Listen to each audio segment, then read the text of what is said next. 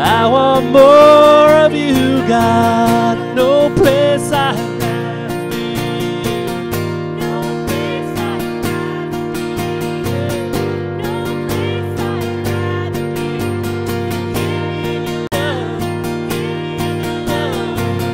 No place I'd rather be. There's no place I'd rather be. No place I'd rather be than here in your love, here in your love. Sing it out. So set a fire down in my soul that I can't control. I want more of you, God. I want more of you, God. So set a fire down in my soul that I can't contain and I can't control. I want more of you, God. I want more of you, God. Oh.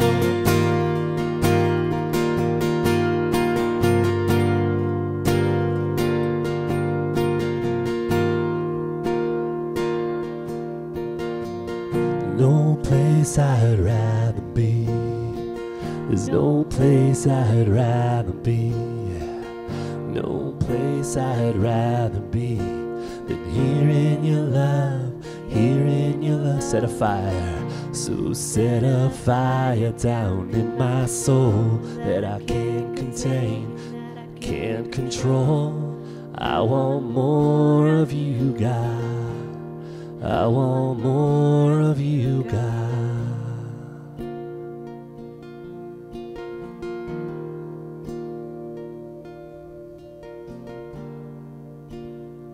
Yes, Father, I pray that this would be our prayer this morning, God. That this would be our heart, to want more of you and less of us, to need more of you and less of us, God. That you would put this passion, this burning, God, this desire to seek you more in everything that we do, Lord. Beginning right now, God. As you come and get ready to speak to us through Jerry, Lord, I pray that our hearts would just burn within a desire to learn from you, God. That we would be so focused on this message, that this truth that you're going to speak through Jerry, God. And we would leave here ready and just more prepared to go and do this work that you're calling us to do, to live the lives that you're calling us to live. God, speak to us today. We thank you, Lord. We give you this time. It's in your precious name. Amen.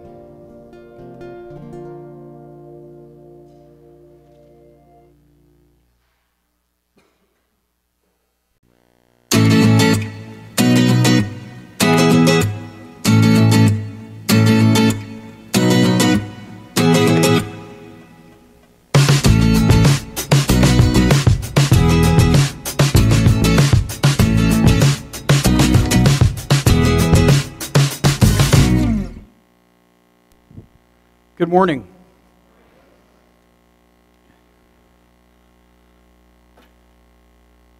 I was playing with the electronic stuff back there. Victor, I got your keys.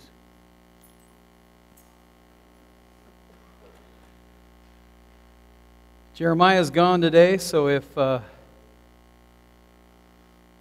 something goes wrong today, there's nobody to blame but me. So good. Well, some of you. Last time I was up here, it was kind of not very many people here. Now it kind of filled in, so glad you're here. All right, let's get going here. Title of today's message is Dirty Jobs. And I got to be honest with you, when I gave Jeremiah the title, I had a whole different thing in mind, and then it changed. So that's the way it works sometimes. Let's open up with a word of prayer, and then we'll see how it's going. Father, thanks. God, I ask that you'll bless us today, Father. Open our hearts to hear from you, the good things that you have for us today. Thanks, Father. Bless us now. We ask it in your name. Amen. Title of today's message is Dirty Jobs. There's all the information, the social media stuff at Jerry Godsey, hashtag Dirty Jobs, hashtag the other 6 at Remnant Church. Feel free to use your social media. All right, I want to show you a picture of a guy. His name is Mike Rowe. And yes, he's covered in manure in this picture. This is a guy who thought, you know what would be glamorous would be a TV star. And he ended up doing a show called Dirty Jobs. Now, listen to the jobs that he did. He went and helped out as a sewer inspector. That was the clip I was going to show you. Right up into, he went to the sewers in San Francisco, and there's water running under his feet. You can imagine what's in the water. But then the whole top of the sewer thing is moving. And it was like millions of cockroaches. And I watched it. I'm sitting in my office at the ranch. I'm watching it. And I got itchy and I said, no, I can't do this. I can't do this to my people. I love you too much. Plus, I know you'll all be like itching during the service. And we had a crime scene once where the whole house was just crawling with bugs. And it was so bad we wouldn't put our kits down inside the house. And then the whole way back from Winter Haven, you just felt creepy crawly all the way through. Ugh. Anyway, sewer inspector, septic tank technician, sludge recycler, fish gutter, and my favorite, owl vomit collector. Owl vomit collector. You know, television is really glamorous. As a result of Dirty Jobs, Mike has become a hero to the blue-collar class. He started something called Mike Rowe Works. And it's amazing what he's done. Since 2008, they've given away or facilitated over $15 million in scholarships. These are not scholarships to colleges. These are scholarships to trade schools, union places, things like that, places where people can learn a trade. And look, every participant has to sign the sweat pledge. The sweat pledge, I love this, SWEAT. It stands for skills and work ethic aren't taboo. He said, and Mike Rowe has said, somewhere along the line, we got the idea that having a college education is the only way to be successful. That's the only way you can get ahead in life is to have a college education. He said, but you know what? People are always going to need a plumber. People are always going to need somebody to pump out their septic tank. People are always going to need electricians, people in the trades. And he said, look, if you won't sign the sweat pledge, you don't get in, you don't get the money. Pure and simple. I read a letter from a lady yesterday as I was preparing for this.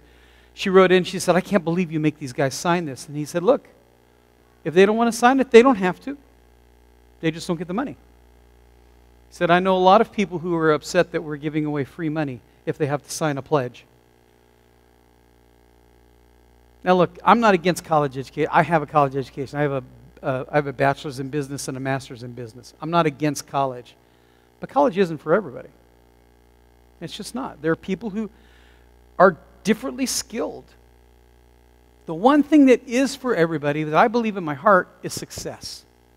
I believe that every one of us were made to be successful.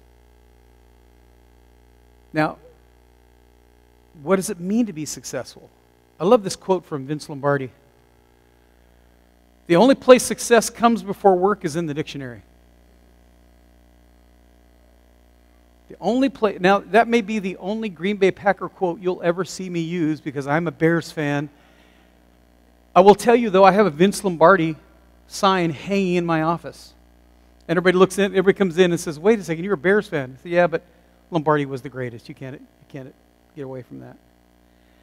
If you were to make a list of the most successful people you know, who would be on it? The most successful people you can think of. Bill Gates, Ronald Reagan, John Kennedy, Don Shula, the great coach. Who would be on your list? Billy Graham, Mother Teresa? There's hundreds of people, and everybody's list would be different because we look for different things. But we're talking about being successful. Each of these individuals would share certain characteristics. They may not be all the same, but they would have some similarities in their characteristics, beliefs, attitudes that led them to a certain place. Now, being famous, by the way, is not the same thing as being successful.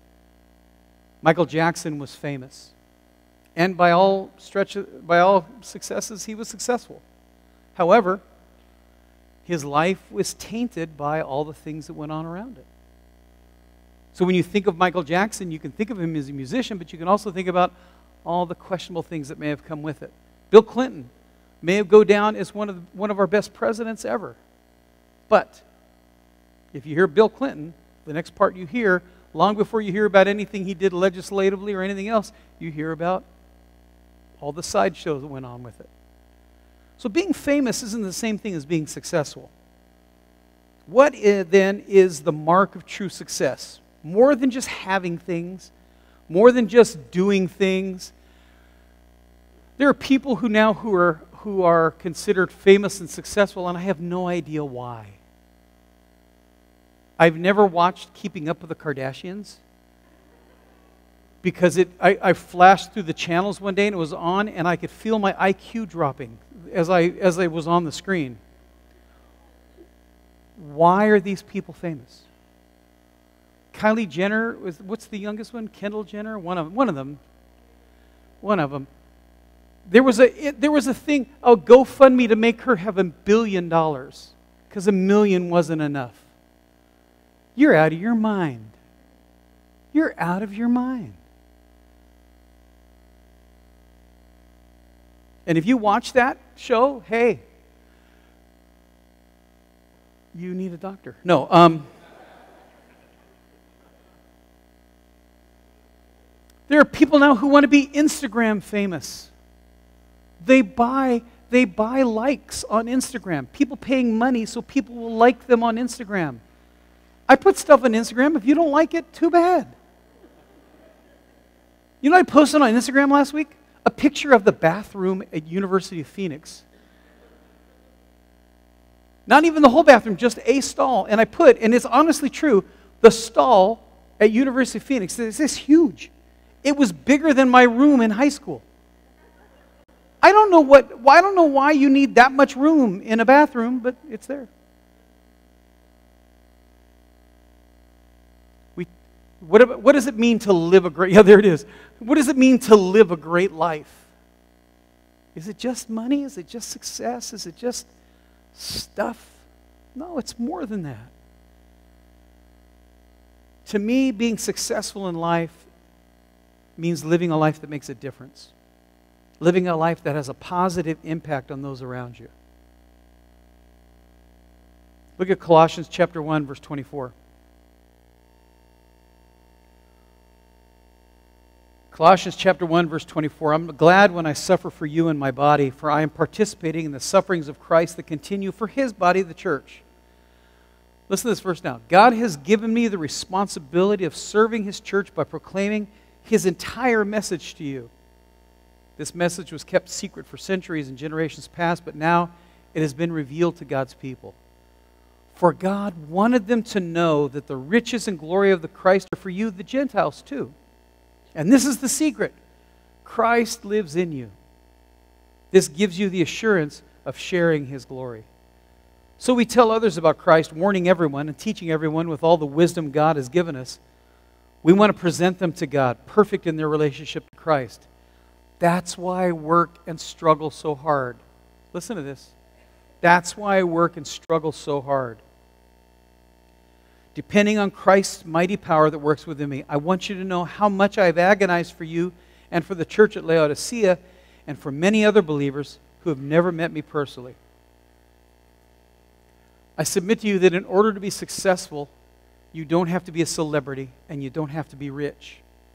But there are 3 things you must be willing to do. I want to talk to you about being successful. And I don't mean, again, just in your work. I mean in your home, in your personal life, in your walk with Christ. These 3 principles work across your life. What does it take to be successful?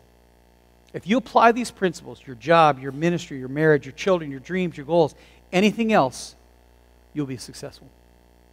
Ready? Put on your big boy pants because this is not a nice one, okay? Just telling you from the jump. You know, when you leave, do it now. Everybody gets up and walks out.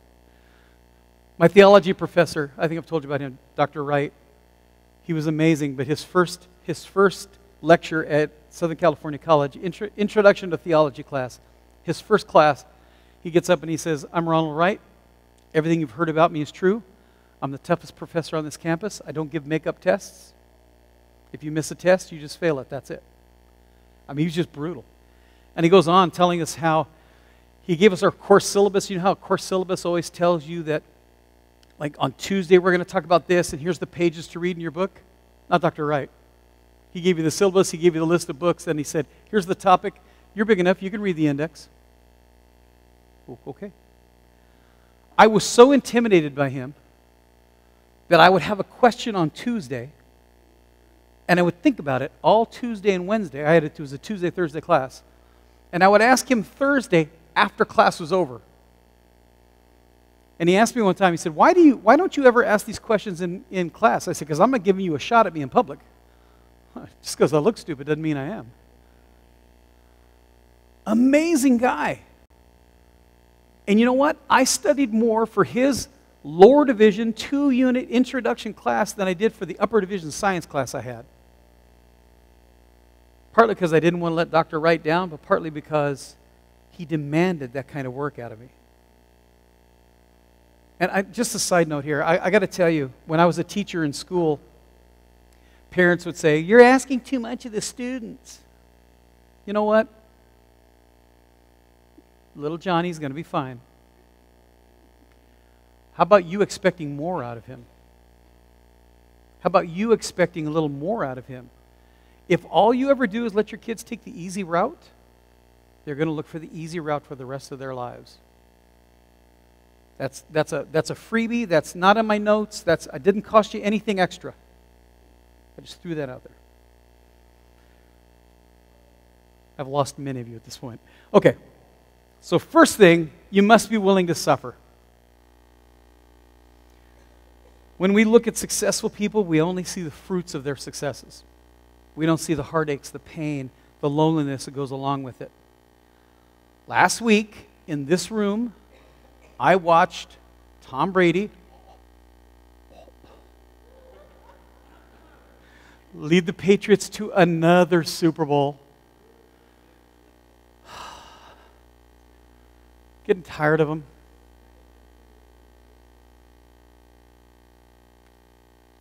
We look at Tom Brady and you think, dude, 6 Super Bowl rings.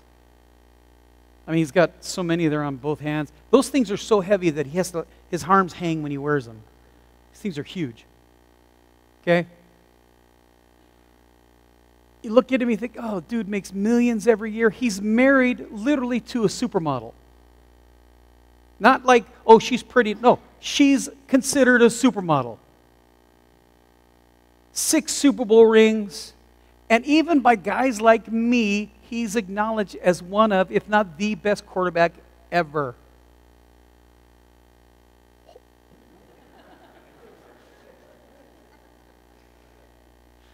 While many people, including yours truly, are not fans of TB12, as they call him, you can't deny the guy has worked hard to get where he is. All these guys, they're first-round draft picks, and oh, they're going to be a star in the league. You know when he was picked? 6th round. Guys that get picked in the 6th round don't usually make the team. I was going to show you his picture, but I couldn't do that to you. When he was at the NFL Combine, he looked like this scrawny 98-pound weakling. And when you looked at him, you thought, oh, this guy's never going to be an NFL quarterback. What's he now, 41 years old? He's the oldest quarterback to ever win a Super Bowl. In fact, he's better and more mobile now than he was when he started. And you think, oh, well, yeah, of course he's successful. You know what? Nobody sees the hard work this guy put in to get where he is. Nobody sees all the hours and hours of training and the meetings that he goes to and all the film he watches. And no matter how successful he is, there's always going to be guys like me that every time he throws an interception, every time he makes a mistake, we cheer.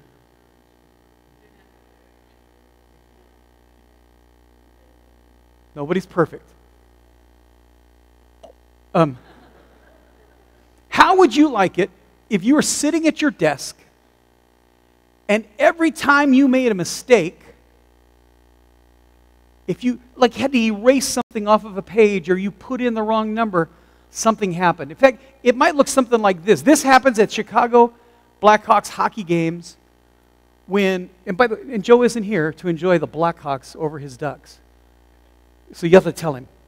Okay, this is what happens when any team scores a goal in Chicago.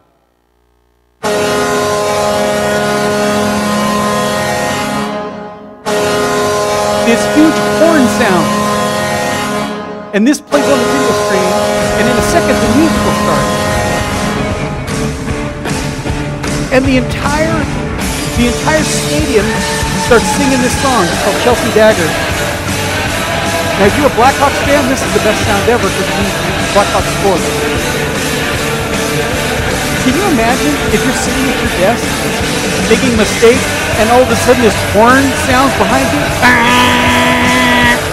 And everybody looks at you like, what did you do?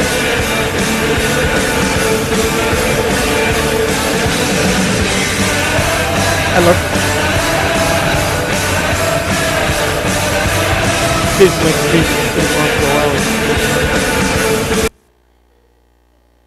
I will tell you, you ever wonder what it feels like to make a mistake and have something like that go? I will tell you that as a pastor, sometimes you feel like that. Not this church, and that's why I got to be honest with you. In 12 years of Remnant, I've loved this church because it's unlike any church I've ever pastored. I don't have to sit in a board meeting once a month and have a board member stick his bony little finger toward me and yell at me. And I have to sit there and say, thank you, sir, may I have another?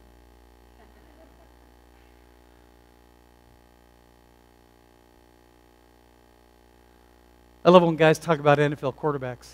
That guy's horrible. Blake Bortles of the Jaguars this year. Everybody, oh, he's horrible. He can't play. He's horrible. Do you know how many NFL starting quarterbacks there are in the world? 32. There are 7.53 billion people on this planet, and only 32 of them are starting quarterbacks in the National Football League.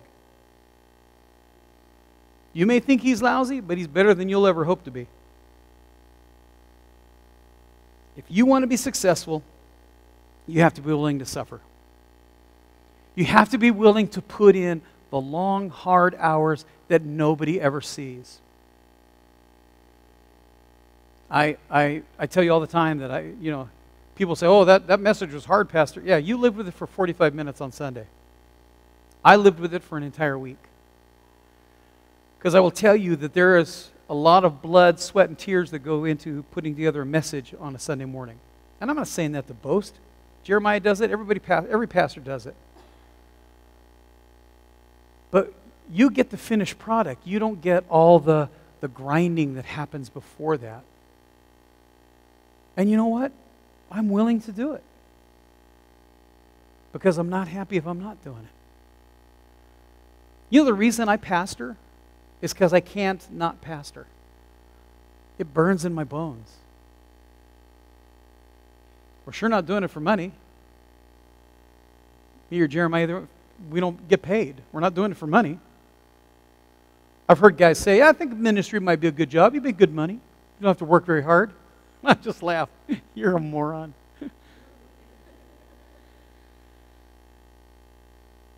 If you want to be successful, you have to be willing to work longer hours than you want. You have to endure criticism that you don't deserve, and you have to give more than you're sometimes able to give. If you're willing to pay the price, you'll succeed. And again, that's marriage, that's family, that's home, that's work, that's everywhere. Everywhere you go, you've got to be willing to put up with criticism that you don't deserve, or at least that you don't think you deserve. Sometimes people criticize us, we don't think we deserve it. Yeah, we really do. You've got to be willing to grind it out through the tough stuff. If you quit every time going gets tough, all you're going to do is quit, and you'll never be successful. husbands and wives coming to me and say, oh, I think I'm going to call it quits in my marriage. Really? And I've never done it. I've always wanted to. I've always wanted to look across the table at them. Why? Are you a sissy?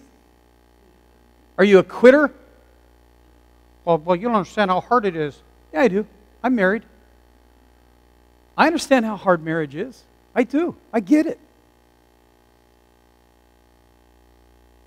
My wife refuses to believe everything I tell her. She refuses to acknowledge that I'm always right. I know what it's like to be married. I know what it's like to struggle. And by the way, every time we go to God and we say, oh, God, you don't know what it's like because it's hard down here. God says, yeah, I sent Jesus, my son. He lived down there, remember? Oh, yeah. Let's go back to Colossians chapter 1, verse 24. Look, Paul said he's willing to pay the price. He said, I'm glad when I suffer for you in my body. Really? Anybody here ready to say they're glad when they suffer? I really suffered this week. I'm so glad. I'm glad when I suffer for you in my body, for I am participating in the sufferings of Christ that continue for his body, the church. Paul said, look, if you want to live a godly life, you've got to suffer. People say, oh, come to Jesus and you'll never have a problem ever again. What are you, stupid?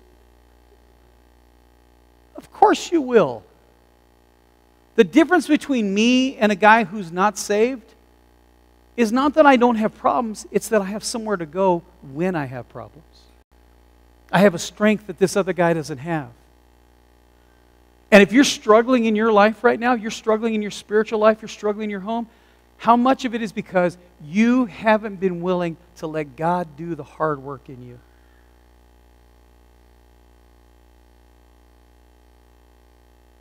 You know why I say the hard things? Because I love you. If you wanted to go hear somebody soft pedal a message, you could go all kinds of places. This just doesn't have to be one of them today.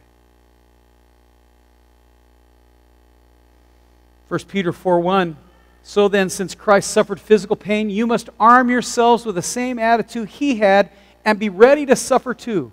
What a happy message today. For if you have suffered physically for Christ, you have finished with sin.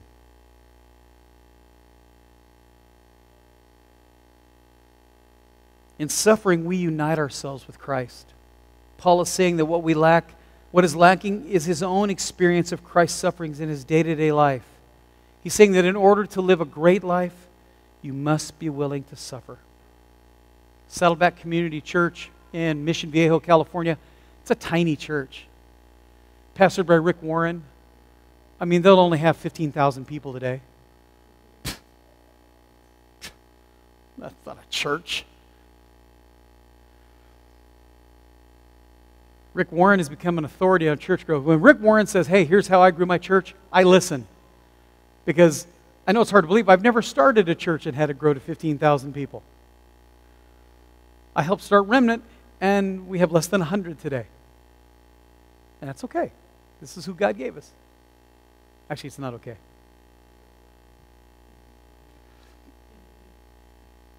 Look, like any other body, growth is a sign of life. We need to be growing, Remnant. We need to be growing. We need to. But you know who makes sheep? Sheep make sheep. Shepherds raise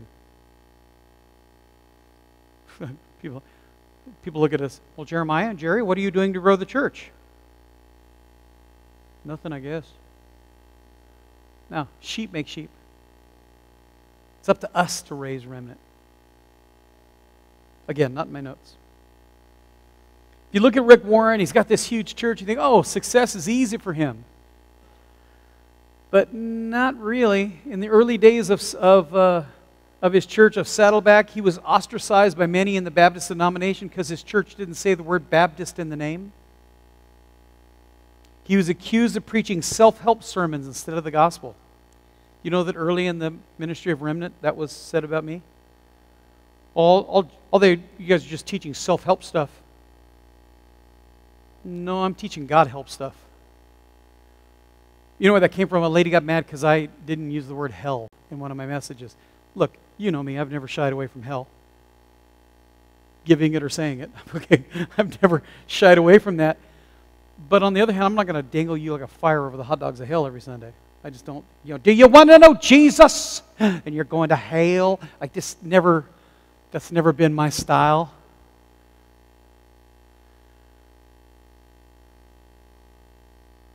It still I got to be honest with you. I've forgiven the person, but it still wrinkles me when I see them.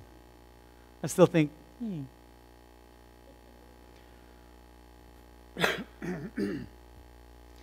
He got accused of putting his church in an affluent area so he could reach the easily reachable.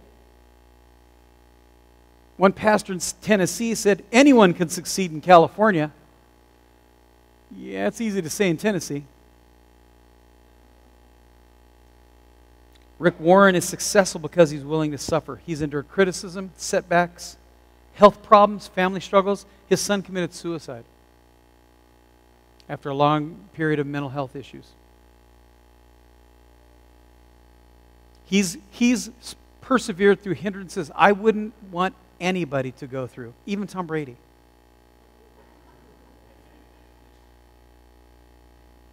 But because of his willingness to suffer and see it through, the man has succeeded. Another pastor that I like, a guy named Bill Hybels, pastor of Willow Creek Community Church in South Barrington, Illinois. Again, just, one of those guys that just struggles with a small congregation. 17,000 people every weekend. That's like a stadium. One week, Bill Hybels was getting ready to go on vacation. Someone gave him a nicely wrapped gift. He stuffed it in his suitcase and he left. When he got to the cabin where he was staying, he unpacked his suitcase, took out the gift and began to unwrap it. Inside the box was a brand new leather-bound Bible. Bill opened it up and read the note inside. Dear Bill, here's a Bible. Why don't you consider using it when you preach?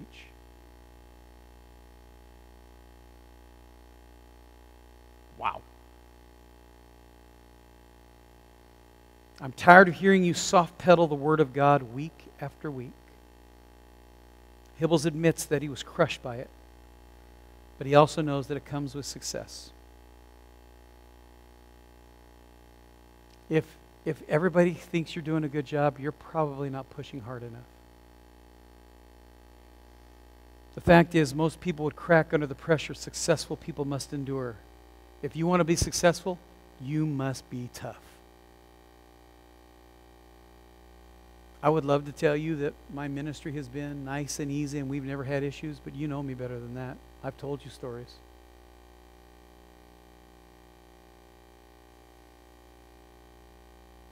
Some of the most hurtful things I've ever gone through are a result of the ministry that God's called me to.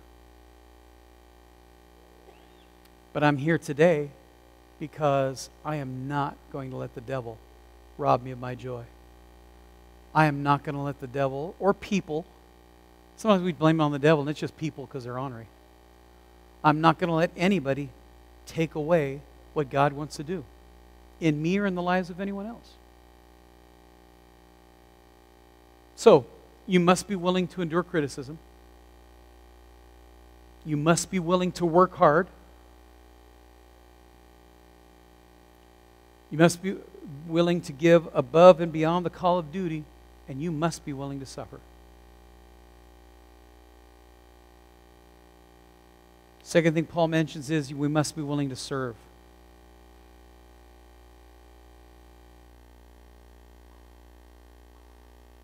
Oh, there it is. That's okay. We must be willing to serve.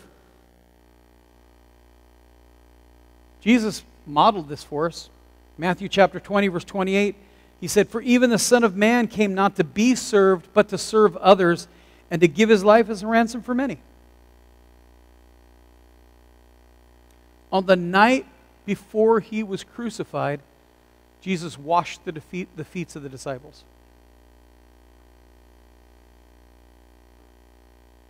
And Peter, being Peter, says, "Lord, you're not going to wash my feet." He says, "Well, if I don't wash your feet, then you don't have anything to do with me." And then Peter, being Peter, said, "Okay, Lord, not just my feet, but wash everything. Head to toe."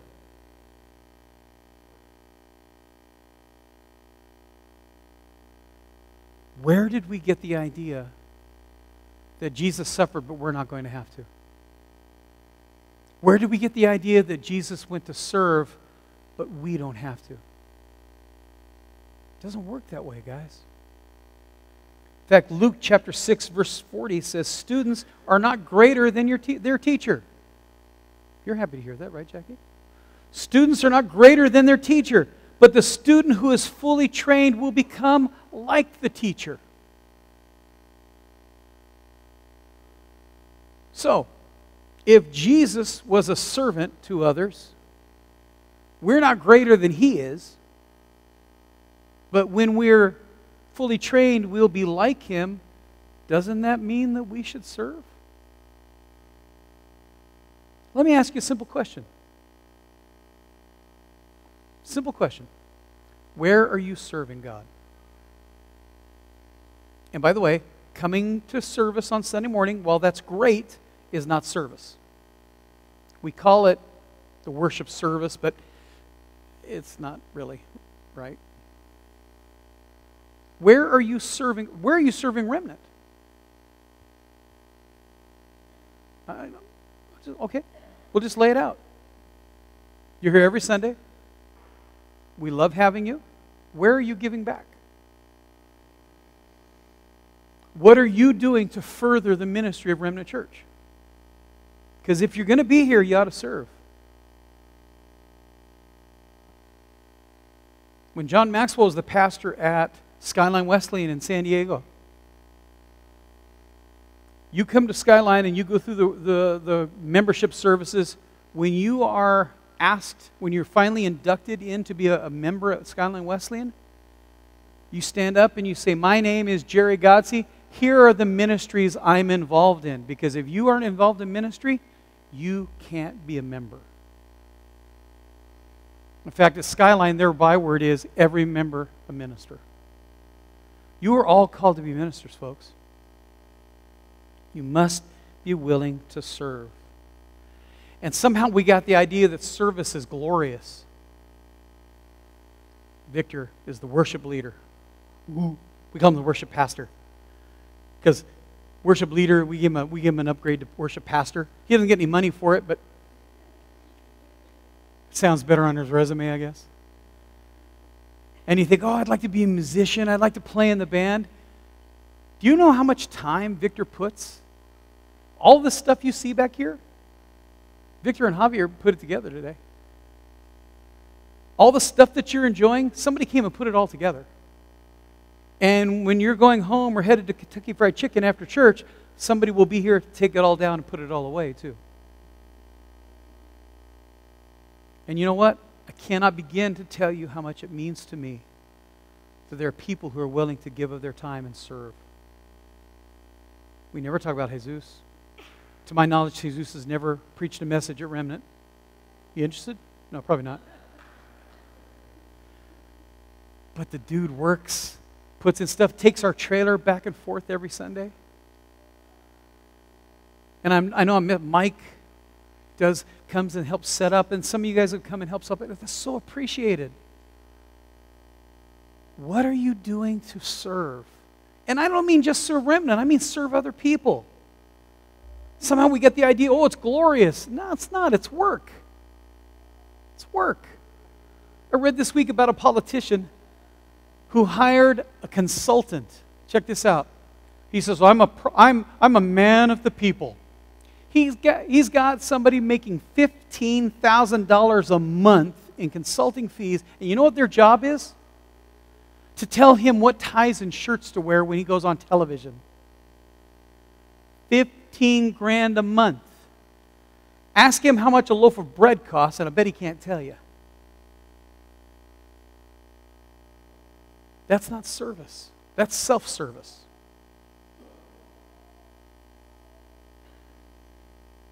Jesse Ventura, when he was the governor of Minnesota, I still can't believe that Minnesota elected a wrestler, a professional wrestler, to be governor. Tells you a lot about Minnesota.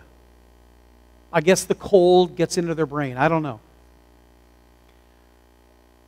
He was elected to serve the people of Minnesota, so guess what he says in a Playboy interview? Organized religion is a sham and a crutch for weak-minded people. Now, Jesse, I'm no expert on Minnesota politics, but I'm pretty sure there are a lot of Christians and people who go to organized religion in Minnesota, and you just made them mad. Overnight, his approval rating dropped 19 points because his remarks conflicted with the opinions of 75% of the people he supposedly served. Guess who didn't get a second term as governor of Minnesota? This is not the attitude of a servant, and it's not the attitude that leads to success. We're called to lead, but becoming a leader requires that we do two things well. You want to be a leader? You've got to do these two things very well. First of all, we must identify with those we lead. And second, we must be willing to serve those we lead. You want to be a leader? You're a servant first. Somebody asked me once, well, how do you become a good boss? You become a good employee first. Before you can be a leader, you've got to be a good follower. When I was at the sheriff's office, we had guys who never got promoted, and they always wondered why they didn't get promoted. The reason they didn't get promoted is because their attitude stunk.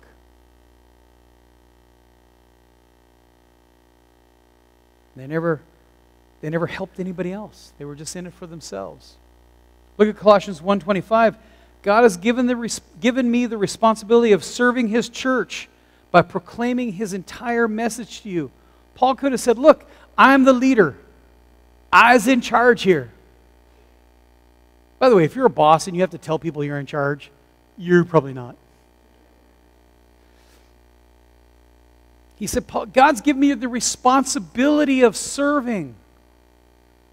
I got news for you. God's given you the responsibility of service. Paul led people by serving them. In fact, he gave his life for them. He endured hardship for them. He sacrificed. He committed his life to teaching the Word of God, telling people about Jesus, and showing them how to grow as Christians. I think I've had it bad as a pastor because I got voted out by somebody, or I've got, somebody says, oh, Pastor Godsey, I don't like him. Paul got beaten. Paul was shipwrecked. Like, okay, well, they said bad things about me, but at least nobody tried to beat me up. Yet. After this message, some of you might.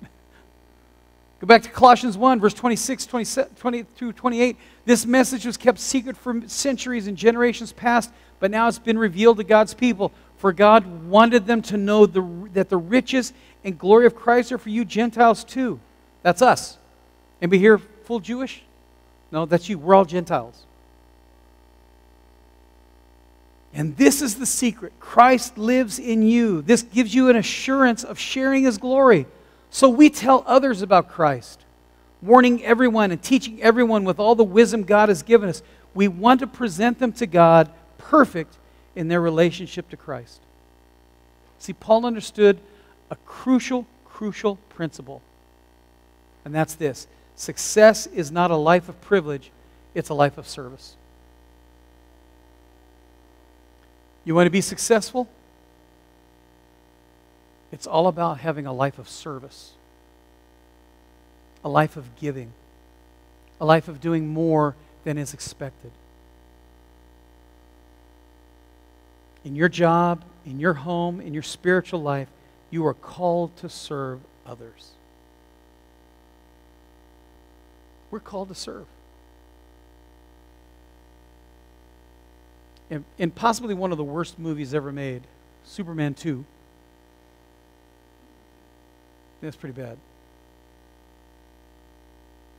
You're not a fan of Superman 2, are you? Yeah, okay. You're not missing anything, trust me. I've seen better film on dishwater. Some of you will get that later. Okay, and there's a place where Zod, again, bad name for a guy, Zod. He comes from Krypton and he's trying to get rid of Superman. And he says this. He's going to take it. He and two of his buddies are going to take over the governments by force. And one of them says about Superman, I see his weakness. He actually cares for these humans.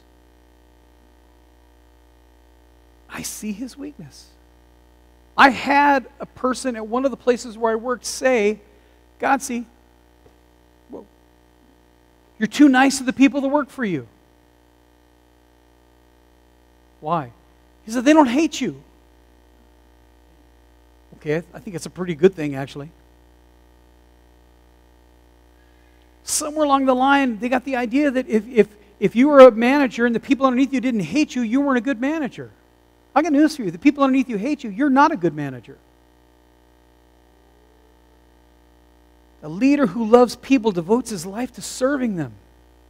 And this attitude ultimately leads to success.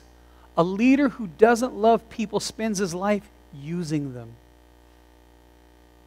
And this attitude ultimately leads to failure. If you're serving people because you want the best out of them, the best for them, you're going to succeed. If you're serving people because they're a means to your end, then you're going to fail. Good leaders aren't people who use people, they're people who grow people. So if you want to be successful, you have to be willing to serve.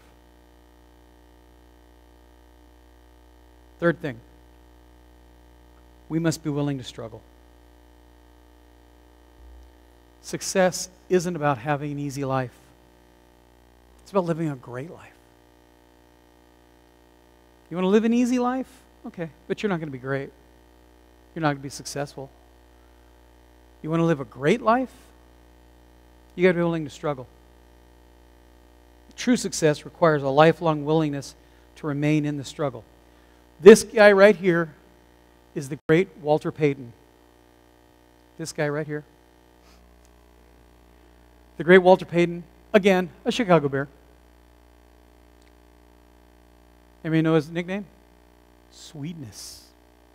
Sweetness. If you ever saw him play, then you already know he's one of the best running backs ever to take the field. 16,000 yards rushing, and not always on good teams, by the way. 110 touchdowns. And yet the thing about Walter Payton that sticks out in my mind most is not anything he did on the field. It's this picture right here. That's a hill. In fact, now they've named it Payton's Hill. This is Payton. This is Walter Payton in the off season, running up a hill until he's almost exhausted. And he did it multiple times per day. I remember watching the thing about him, and I thought, you know what? He's running up this hill. It's covered with loose dirt and rocks. He'd stumble sometimes up the hill, and it had to hurt. When he finished, he would literally lay on the ground. He was just exhausted. I can remember thinking, he's already the best. Why is he doing this? He's got the starting job at the backfield of Chicago. Nobody's ever going to replace Walter Payton until he decides it's time to go. And that's exactly what happened. Why is he working so hard in the off season? Because Walter Payton realized this. No matter how much you succeed, you never stop struggling. You never quit. You reach the top of the hill? Great. Keep going. You think LeBron James doesn't practice? He does. Michael Jordan, when Michael Jordan was the best basketball player on the planet, during practices they couldn't put new players, new rookies, they couldn't let them guard Michael Jordan because he would humiliate them and take their heart away. He didn't have to do that in practice, but he didn't know any other way. Give your all. Too often we miss this point. We tend to think that when you get to a certain level of achievement, you got it made. That's not how it is at all. Look, the world is full of guys who had one good season. Full of people who had one good month of business and then everything fell apart. To succeed, you must keep going. You never quit. When you get to the NFL, when you get to the NHL, when you get to Major League Baseball, that's when the hard work starts. I remember reading about one guy that went to training camp and they asked him why he worked so hard in training camp when he already had a starting job on this NFL team. He said because they just brought in 20 more rookies. And every one of them wants to take my job. Said, I'm going to fight so they don't take food off my plate. Paul's struggle was to lead others into a life-changing relationship with Jesus, and he refused to let up. Look at Colossians 1:29. He said, that's why I work and struggle so hard, depending on Christ's power, mighty power that works within me. And you can look at Paul and say, oh, Paul, you're already the big cheese. Why do you worry about all this? He said, because there's unsaved people out there. There's people out there that don't know Jesus. Why do we keep coming to church every Sunday, setting all this stuff up, tearing it all down? Why do we keep doing this? Because there's people out there that don't know Jesus. You know when I'll quit being a pastor? You know when I'll quit preaching? The day everybody in the world is saved. I think I got some work to do. Colossians 2:1, I want you to know how much I've agonized for you and for the church at Laodicea and for many other believers who've never met me personally. God's help and grace, in a few years, Lynette and I are going to retire. For a second time. I've already retired once. I'll retire a second time. And then when the day comes when I'm not going to be here full time anymore, and by the way, looks like we've already modified our plans. We may not be gone forever. We may just be gone for certain months out of the year. But when the day comes when I'm no longer at Remnant, this place needs to go on without me. When the day comes when Jeremiah's done at Remnant, the place needs to go on without him. We started it, but we're not going to finish it. As long as Jesus doesn't come back, somebody needs to pastor this place. Somebody needs to be here because there are people who don't know Jesus out there. Who's the next pastor of Remnant? Is it you? And before you say no, ask yourself, why not? You think there's anything special about me? I'm almost 60. I'm bald. I'm chubby. I am devastatingly handsome, but... Now see, the fact that you all laugh there, that's hurtful.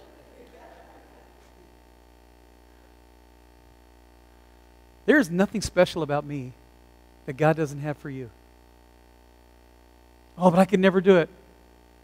Not till you try.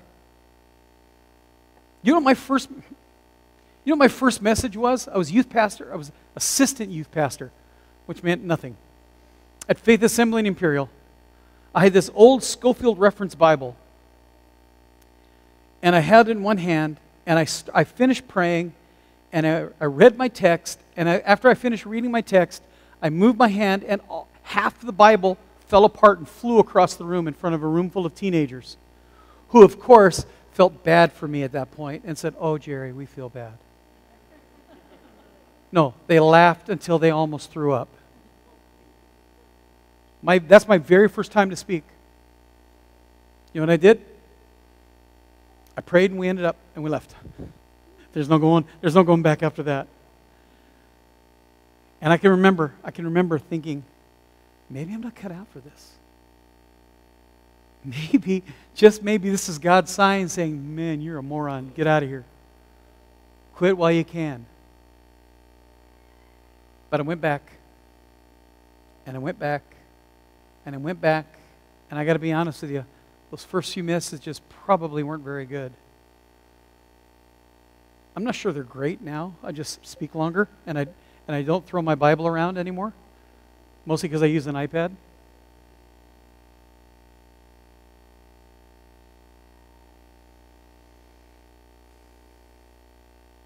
In the middle of the night, they used to have these. I don't see them any much anymore, maybe because I'm not up in the middle of the night very much anymore. But those things about get rich quick. I took out one ad in the newspaper, and I made $60,000. Really? I should buy that. I want to make $60,000 by placing one ad in a paper. All these get rich quick schemes. There's all these things. There's get rich quick schemes. There's miracle weight loss treatments, and hair stuff. Now, I keep getting emails about hair stuff and weight loss stuff. I don't know which one of you guys is talking about me, but I want you to stop it. Here, send him one of these. Remember that spray stuff they put on your head? Just be bald. Just embrace it. Embrace the bald. Come on. God made a few perfect heads, the rest he covered with hair. I'll move on. Then they get, so this guy finishes telling you about all this get-rich-quick stuff, and then they get some guy who's obviously another paid actor, and not even a good actor. I don't even own a computer, and I took out one ad, and I made $20,000. Now I am rich. No, you're not. You're an idiot. You ever wonder why all these get-rich-quick schemes don't last very long? Because people find out it doesn't work. You don't get rich quick. Every now and then somebody does, but usually it's a lot of hard work. Get rich quick. These guys are bankrupt or in jail because they're frauds. Success isn't easy. It requires hard work, a lifelong commitment to struggle. The more you succeed, the more you have to struggle. What does the old song say? More money, more problems. So let's recap today. So far, today's message, you've seen a Chicago Blackhawks horn. I've made fun of Tom Brady. I've quoted a rap song. This is the full Remnant experience.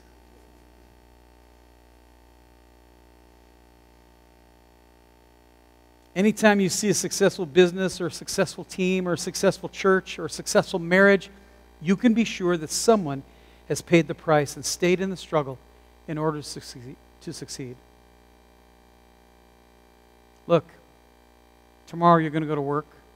Some of you are going to go to work today. You want to be successful?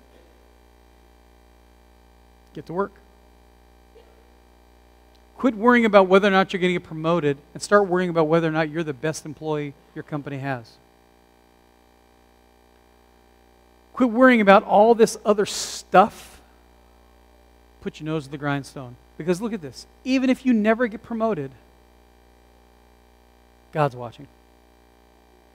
And I got to tell you, even when I was at the sheriff's office, I would much rather be rewarded by God than Sheriff Loera. I love my boss at the ranch, Brendan, but I would much rather that God recognize the job I do than Brendan. Years ago, Steve Camp wrote a song called Run to the Battle. I love this song. In fact, I used it as a theme for my youth group one summer. But Run to the Battle starts with this great line. Some people want to live within the sound of a chapel bell, but I want to run a mission a mile from the gate of hell.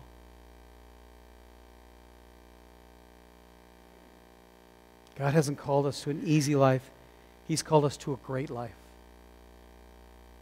God hasn't called us to be successful in the world's view. He's called us to be successful in His view.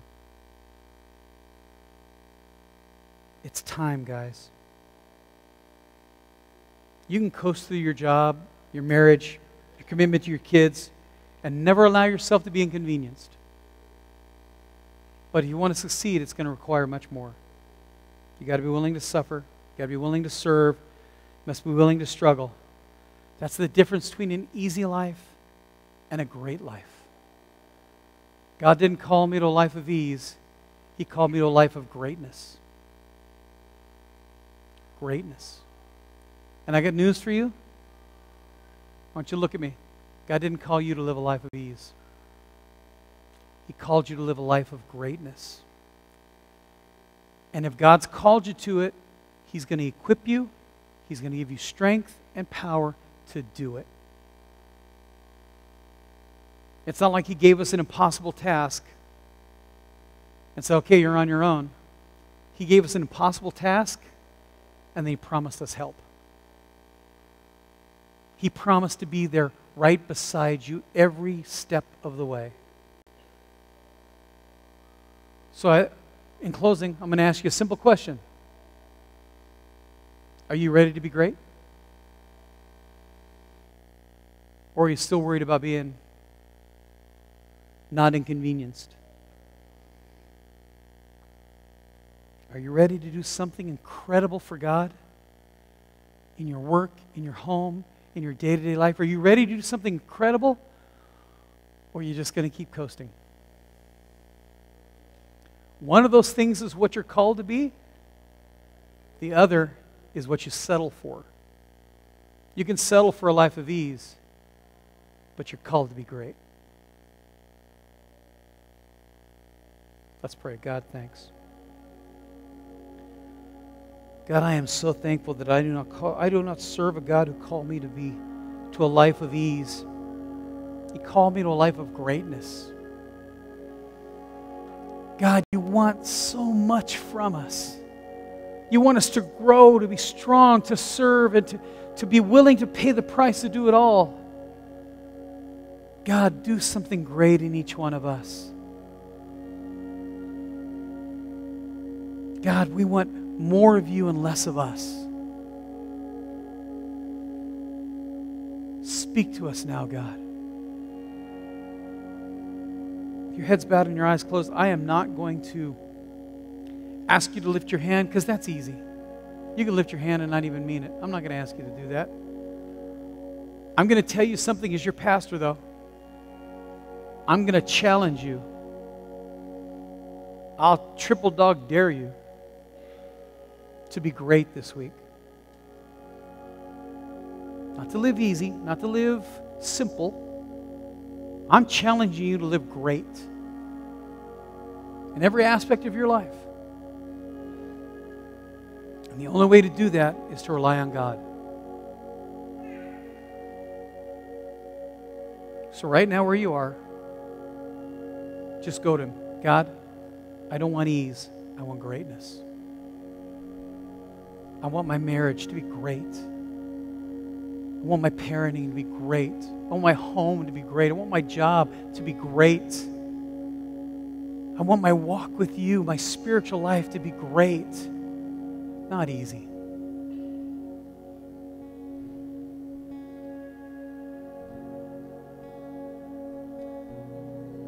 Stand with me. We're going to sing one more song. And as we do,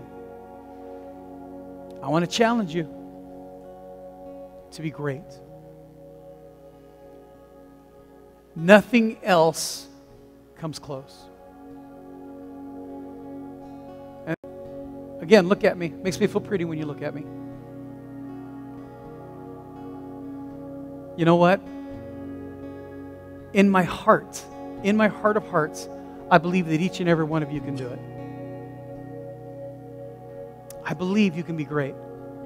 Not because I have faith in you, although I do, but I have faith in God. It's time, folks. It's time for us to be great. I'm tired of settling for mediocre. I want greatness. Amen? Love you guys. Let's be great.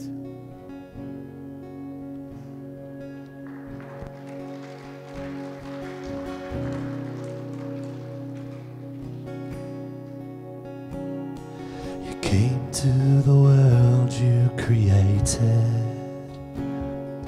trading your crown for a cross. You willingly died. Your innocent life paid the cost. Counting your stature as nothing, the King of all kings came to serve, washing my feet, covering me with your love. If more of you means less of me, take everything. Yes, all of you is all I need. Take everything.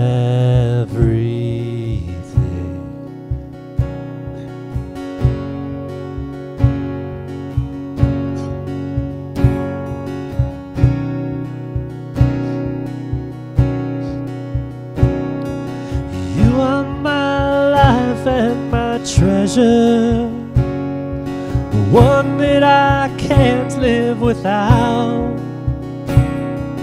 Here at your feet, my desires and dreams I lay down. Here at your feet, my desires and dreams I lay down. If more of you means less of me, take everything. Yes, all of you is all I need. Take everything. If more of you means less of me, take everything. Yes, all of you is all I need. Take everything. Oh Lord, change me like only you can. Here with my heart in your hands, Father, I pray, make me more like Jesus. This world is dying to know who you are. You've shown us the way to your heart. So Father, I pray, make me more like Jesus. Oh Lord, change me like only you can. Here with my heart in your, Father, I pray, make me more like Jesus. This world